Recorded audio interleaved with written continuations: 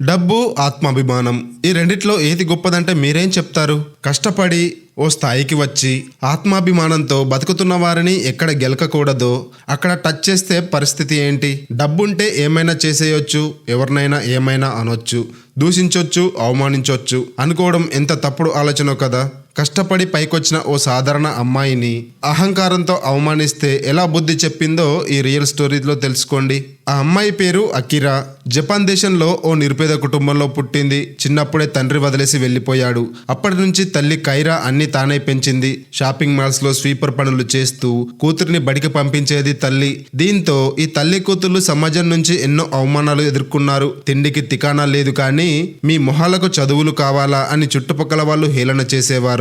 కానీ కైరా ఇవేవి పట్టించుకోలేదు. తన బిడ్డకు మంచి చదువులు చెప్పించాలని సంకల్పించింది. అకిరా కూడా తన కోసం తల్లి పడుతున్న కష్టాలను దగ్గరగా చూసింది. ఈ పేదరికం నుంచి బయటపడాలంటే కేవలం చదువు ద్వారానే సాధ్యమని చిన్నప్పుడే గ్రహించింది అకిరా. అయితే తల్లి కష్టాలను గుర్తెరిగిన అకిరా చదువుపై ఫోకస్ పెట్టింది. తన దృష్టి మళ్లించడానికి ఎవరెన్ని ప్రయత్నాలు చేసినా అకిరా మాత్రం చదివే లోకంగా ముందుకు సాగింది. స్కూల్ నుంచి కాలేజీ వరకు అన్నింట్లోనూ అకిరానే టాపర్. చదువు అయిపోగానే టోక్యోలో అకిరాకు మంచి ఉద్యోగం కూడా వచ్చింది. చేతి నిండా సంపాదిస్తున్నప్పటికీ అకిరా తన మూలాలను మాత్రం మర్చిపోలేదు. లక్షల రూపాయల జీతం వస్తున్నా చాలా సాధారణ జీవితం మాత్రమే గడిపేది. డబ్బు చాలా పొదుపుగా ఖర్చు పెట్టేది. చేతి నిండా డబ్బులున్నా మధ్యతరగతి అమ్మాయిలాగే వస్త్రధారణ ఉండేది. తల్లిని తన దగ్గరే ఉంచుకొని మంచిగా చూసుకునేది. జీతం రాగానే డబ్బులని తల్లి చేతిలో పెట్టేది. చిన్నపాటి ఖర్చులకు కూడా తల్లిని అడిగే డబ్బు తీసుకునేది. అకిరా చూడ్డానికి చాలా సౌమ్యంగా కనిపిస్తుంది, కానీ ఆమెకు ఆత్మాభిమానం చాలా ఎక్కువ. తనను ఎవరైనా ఏ విషయంలోనైనా తక్కువ చేసి మాట్లాడితే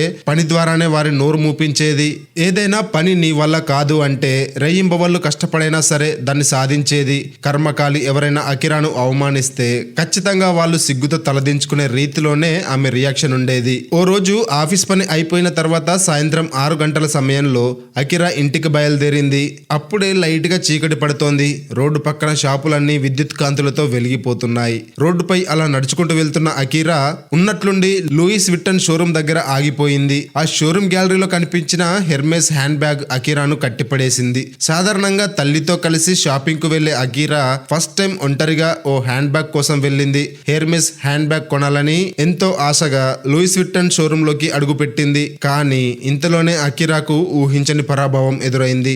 సాధారణంగా లూయిస్ విట్టన్ షోరూమ్ లో సంపన్నులు మాత్రమే షాపింగ్ చేస్తారు. సామాన్యులెవరూ అక్కడి ధరల్ని భరించలేరు. ఆ షోరూమ్ లో అడుగు పెట్టాలంటే మినిమం ఓ రేంజ్ ఉండాలి. కానీ అకిరా మాత్రం సాధారణ దుస్తులు ధరించి చాలా సింపుల్ గా ఓ మధ్యతరగతి అమ్మాయిలా షోరూమ్ లోకి అడుగు పెట్టింది. దీంతో అక్కడ పనిచేసే సిబ్బంది అకిరా వంక కాస్త అసహనంగా చూశారు. ఆమెను కనీసం పట్టించుకోలేదు. అయితే అకిరా షోరూమ్ సిబ్బందితో తనకు హెర్మెస్ హ్యాండ్ బ్యాగ్ చూపించాలని అక్కడున్న సిబ్బందిని అడగ్గా వాళ్ళు హేళనగా మాట్లాడారు. ఇది మీరు కొనేది కాదులేమ్మా, చూసింది చాలే గాని ఇక బయలుదేరు అంటూ అకిరాను ఈసడించుకున్నారు. కనీసం ఈ హ్యాండ్ బ్యాగ్ ధర ఎంతో చెప్పాలని అడగ్గా ఇది నువ్వు కొనలేవమ్మా అని నవ్వుతూ వ్యంగ్యంగా బదులిచ్చారు. దీంతో అకిరా ఆత్మాభిమానం దెబ్బతింది. ఘోర అవమానం జరిగిందని బాధపడింది. వెంటనే షోరూమ్ లో తనకు జరిగిన అవమానం గురించి సదరు luxury brand company head quarter కు ఫిర్యాదు చేసింది. వారి నుంచి కూడా సరైన స్పందన రాలేదు. అకిరా దీన్ని మరింత అవమానకరంగా భావించింది. మధ్యతరగతి ప్రజలు చాలా సందర్భాల్లో ఇలాంటి అవమానాలు ఎదుర్కొంటారు. చాలా మంది వీటిని మౌనంగా భరిస్తారు. మరోసారి ఆ షాపు వైపు కన్నెత్తి కూడా చూడరు. కానీ కొంతమంది మాత్రం విభిన్నంగా ఆలోచిస్తారు. ఓటమిని అస్సలు తీసుకోలేరు, అవమానాన్ని అస్సలు భరించలేరు. అకిరా ఆ కోవకి చెందిన అమ్మాయే. లూయిస్ విట్టన్ షోరూమ్ లో జరిగిన అవమాన భారంతో అకిరా ఇంటికెళ్ళింది.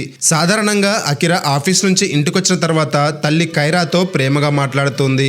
స్నానం చేసి వచ్చిన తర్వాత తన కోసం తన తల్లి వండిన స్నాక్స్ తింటూ ఆ రోజు ఆఫీస్ లో జరిగిన విషయాలపై ముచ్చట్లు పెడుతుంది. కానీ ఆ రోజు మాత్రం అకిరా చాలా సీరియస్ గా ఉంది. ఇంటికొచ్చి నేరుగా బాత్రూమ్ లోకి వెళ్లి స్నానం చేసింది. తర్వాత తల్లితో కూడా మాట్లాడకుండా బెడ్రూమ్ కి వెళ్లి పడుకుంది. కూతురుని చూసిన కైరా ఆఫీస్ లో ఏదో జరిగిందని భావించి అకిరా దగ్గరికి వెళ్ళింది.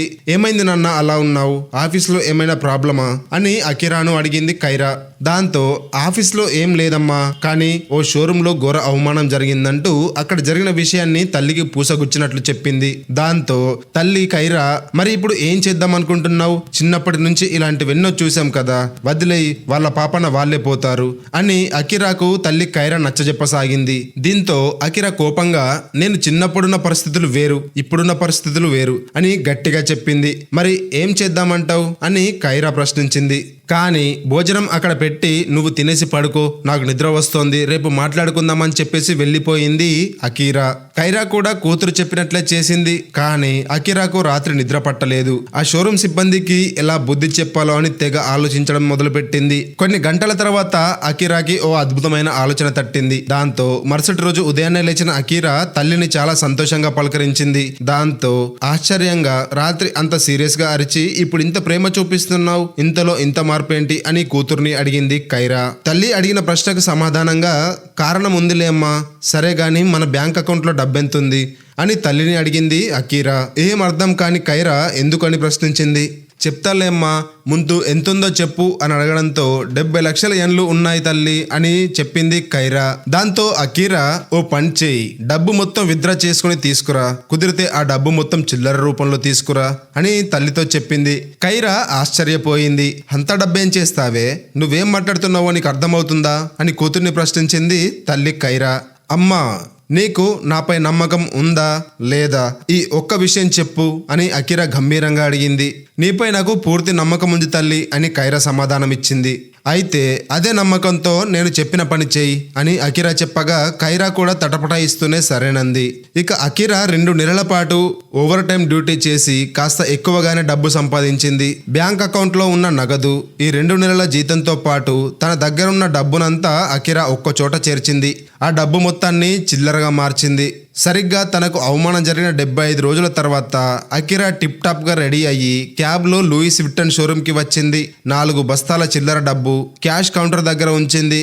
ఇందులో 1 కోటి యెన్లు ఉన్నాయి. 1 కోటి యెన్లు అంటే మన ఇండియన్ కరెన్సీలో 58,86,619 రూపాయలు. చిల్లర మొత్తం క్యాష్ కౌంటర్ దగ్గర ఉంచిన అకీరా, నేను షాపింగ్ చేసి వస్తాను, ఇంతలో ఆ డబ్బును లెక్కబెట్టండి అని షోరూమ్ సిబ్బందికి చెప్పింది. అకీరా మాటలు విన్న సిబ్బంది నోరెళ్లబెట్టారు. 4 బస్తాల చిల్లర డబ్బులు లెక్కించడం సిబ్బందికి తలకు మించిన భారంగా మారింది. ఈ డబ్బు ఎలా లెక్కబెట్టాలో అర్థం కావడానికే అరగంట సేపు పట్టింది. మొత్తానికి సిబ్బంది షోరూంలో అడ్డంగా కూర్చొని డబ్బు లెక్క పెట్టడం మొదలు పెట్టారు. ఇక అకీరా షాపింగ్ చేయడం కూడా జోరుగా సాగుతోంది. షోరూంలో ఉన్న ప్రతి వస్తువును జాగ్రత్తగా చూస్తోంది. రకరకాల వస్తువులను ఎంచుకోవడం ప్రారంభించింది. తనకు నచ్చిన వస్తువులన్నీ పక్కన పెడుతోంది. దీంతో సిబ్బంది కూడా కాస్త కష్టమైన ఈరోజు మంచి బేరమే తగిలిందని చిల్లర మొత్తాన్ని లెక్క పెడుతున్నారు. దాదాపు 4 గంటల తర్వాత సిబ్బంది డబ్బులు లెక్క పెట్టడం ముగిసిన విషయం గమనించింది అకీరా. వెంటనే అకీరా సిబ్బంది దగ్గరకు వచ్చి, ఇక్కడ నాకేం నచ్చలేదు, నేను వెళ్ళిపోతున్నా, ఇంతకంటే మంచి ఐటమ్స్ తీసుకురండి, మళ్ళీ వస్తాను అని చెప్పి అక్కడి నుంచి ఆ చిల్లర డబ్బు మూటల్ని తీసుకుని వెళ్ళిపోయింది.